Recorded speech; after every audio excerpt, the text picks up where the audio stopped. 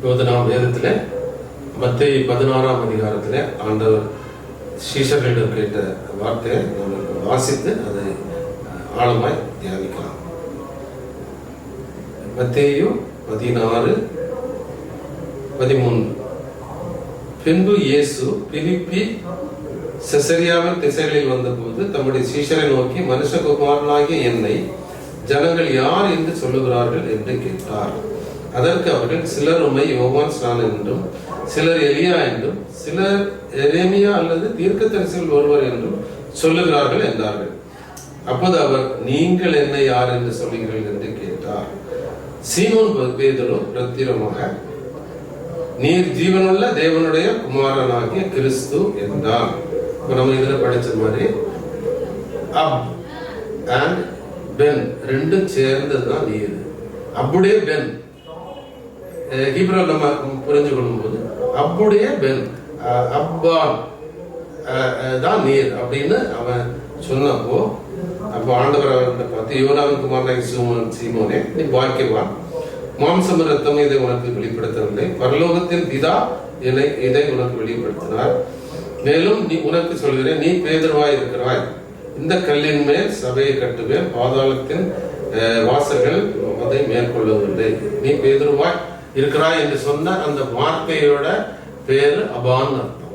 Up and pen சேர்ந்த வார்த்தையோட கூட்டாய்மை தான் அபான். இப்ரேய பாஷையில அபான்னா கல்லுன்னு. அப்போ நாம் ஆண்டவருடைய பிள்ளைகளாய் இருக்கிறது பிதாவுடையும் குமாரனுடைய அன்பின் காம்பினேஷன் தான் ஒரு கல். அப்படிப்பட்டவர்களாய் நாம் இருக்கிறோம். அந்த கல்லை வைத்துதான் ஆண்டவர் அவருடைய மாளிகையை கட்டுவார். அதே இன்னும் அடுத்த வசனங்கள்லாம் ஆண்டவர் இன்னும் அது எப்படி நடக்கும் அப்படின்றத நம்ம விவரமா பார்க்கலாம்.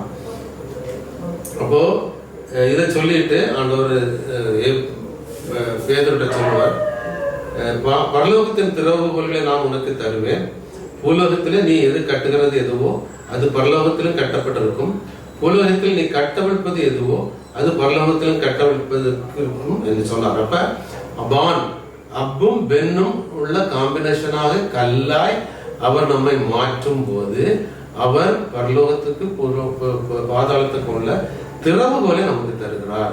அதை பேதுருவுக்கு கொடுத்தார். அந்த அதிகாரத்தை நமக்கும் தருவார். 20வது வசனம், அப்பொழுது தாம் கிறிஸ்துவாகிய இயேசு என்று ஒருவருக்கும் சொல்லாதபடிக்கு தம்முடைய சீஷர்களுக்கு கட்டளையிட்டார். இது ஆண்டவர் மாமிசத்துல ஊழியம் பண்ணி கொண்டிருக்கும் போது நடந்த அற்புதங்களை அவர் சொல்றாரு. நான் இப்போ மாமிசத்துல இருந்து செய்கிற அற்புதங்களை நீங்க இப்ப யாருக்கும் சொல்ல வேண்டாம், நான் பிதாவின் குமாரன் என்று யாருக்கும் சொல்லக்கூடாது என்று சொன்னார். அதுக்கு காரணம் அடுத்த வசனத்துல இருக்குது.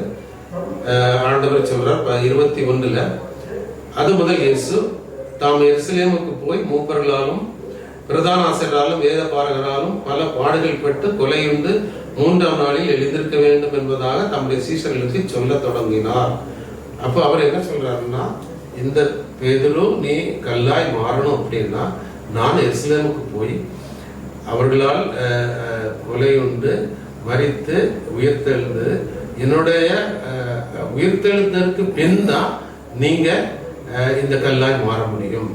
என்னுடைய மரணத்தின் மூலமாக தான் பிதாவுடையும் புத்திரனுடைய அன்பினால் உருவாக்கப்பட்ட அபானாய் கல்லாய் நீங்கள் மாற முடியும் அப்படின்னு அதை பற்றி ஆண்டவர் சொன்னப்போ பேதுரு அடுத்த வசனத்துல பேதுரு அவரை தனியே அழைத்து கொண்டு போய், ஆண்டவரே இது உமக்கு நேரிடக்கூடாதே, உமக்கு சம்பவிக்கவில்லை என்று அவரை கடித்துக் கொள்ள தொடங்கினார். அப்போ இது அவன் கல்லாய் அபானாய் மாறணும், பிதாவுடைய புத்திரனுடைய ஒரு அன்பின் காம்பினேஷனாய் மாறணும் அப்படின்னா கிறிஸ்து மரிக்கணும். அப்ப அவன் தன்னுடைய சுய புத்தியில சாத்தானால் தூண்டப்பட்டு அவன் சொல்றான், ஆண்டவர் இது நடக்கக்கூடாது. அப்ப அது நடக்கக்கூடாதுன்னா இவன் அவனாய் மாறக்கூடாது, பிதாவுடைய புத்திரனுடைய அன்பை இவன் பெறக்கூடாது அப்படின்னு தான் சாத்தான் இவனுக்குள்ள புகுந்து அவனை பேச வைத்தான். அப்ப அடுத்த 23வது வசனத்துல இயேசு பேதுருவை பார்த்து, எனக்கு பின்னால போ சாத்தானே, நீ எனக்கு இடரலா இருக்கிறாய், தேவனுக்கு ஏற்றவர்களை சிந்திக்காமல் மனுஷனுக்கு ஏற்றவர்களை சிந்திக்கிறாய் என்றார். அப்போ சாத்தான் அவனுக்குள்ள புகுந்து தேவனுடைய அந்த திட்டத்தை முறியடிக்க முயற்சி செய்ததை ஆண்டவர் சாத்தான கடிந்து கொண்டு அவனை பேதுருவோட மனசுல இருந்து அவனை தூண்டாதபடி விலக்கி விட்டார். காரணம், பேதுரு எப்போ அமானாய் மாறுகிறானோ அது வரைக்கும் சாத்தான் அவனுக்கு உள்ள புகுந்து கொள்ள முடியும். இது ஒரு பெரிய ஆழம். இப்ப இதே தான் ஆண்டவராய் இயேசுவை காட்டி கொடுத்த யூதாஸுக்கு நடந்தது. யூதாஸ் இந்த மாதிரி அபானாய் பிதாவையும் புத்திரனையும் உடைய ஒரு அன்பின் கேரக்டராய் கல்லாய் மாறாததினால் யூதாஸுக்குள் சாத்தான் புகுந்தான் என்று நம்ம வேதத்தில் வாசிக்கிறோம். அதே சாத்தான் தான் பேதுருக்கு உள்ள புகுந்த போது ஆண்டவர் விரட்டி விட்டுட்டார்.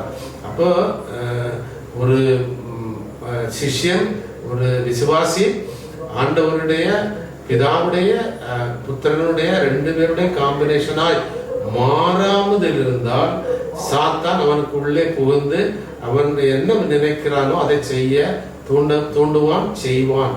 இதுதான் உலகத்தில் நடந்து கொண்டிருக்கிறது. இப்ப நாம் கிறிஸ்து மரித்த பின்பு அவரை ஏற்றுக்கொள்ளும் போது பிதாவையும் புத்திரனையும் உடையவர்களாய் மாறிவிடுகிறோம்.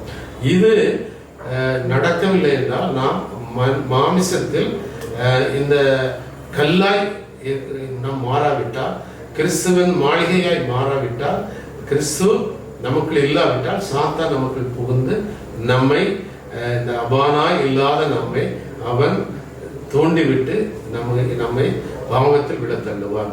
இது இந்த இப்ப நம்ம படித்தது ஒவ்வொருவருக்கும் ஒரு ஆழமான ஒரு அனுபவத்தை கொடுக்கும். இது நம்ம படித்து நம்ம இதை படித்து அதை புரிந்து கொண்டு கிறிஸ்து சிலுவையிலே நமக்கு கொடுத்த அந்த ஆசீர்வாதத்தை நமக்கு சுதந்திரமாய் கொண்டு நடக்காவிட்டால் சாத்தான் நமக்கு உள்ளே புகுந்து என்னவும் நம்மை செய்ய முடியும். இந்த காரியத்தை நம் மனதில் வைத்து ஜீவிப்போம். கர்த்தர் நம்மை ஆசீர்வதிப்பார்.